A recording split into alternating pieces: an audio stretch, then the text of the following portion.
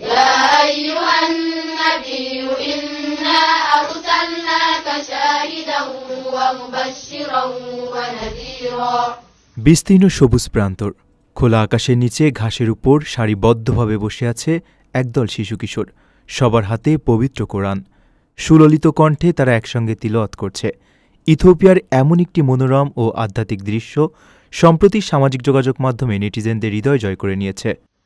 وداعيا إلى الله بإذنه وسراجا منيرا।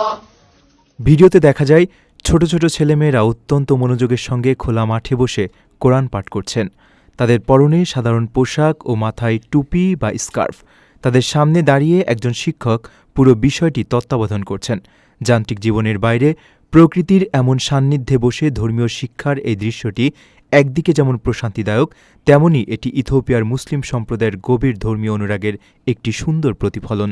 وبشر المؤمنين بأن لهم من الله فضلا كبيرا। ঐতিহাসিকভাবেই ইথিওপিয়ার সঙ্গে ইসলামের এক নিবিড় সম্পর্ক রয়েছে। প্রাপ্ত তথ্য অনুযায়ী ইথিওপিয়ায় বর্তমানে প্রায় 4 কোটি থেকে 4,60,00,000 সুন্নি মুসলিম বসবাস করেন।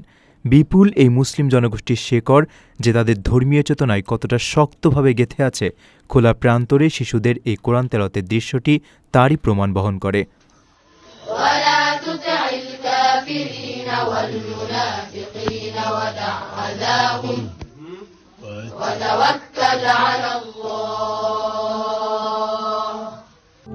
প্রবাসীদের জন্য নির্মাণ হচ্ছে দেশের প্রথম স্মার্ট সিটি, যেখানে থাকছে স্কুল, মসজিদ, হাসপাতাল, সুইমিং পুল, হেলিপ্যাড, পাঠাগার, জিম, সুপারমার্কেট, শিশু পার্ক সহ সকল নাগরিক সুবিধা।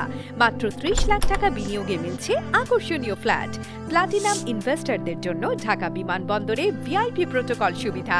বিস্তারিত জানতে যোগাযোগ করুন স্ক্রিনে দেয়া হোয়াটসঅ্যাপ অথবা ইমো নাম্বারে।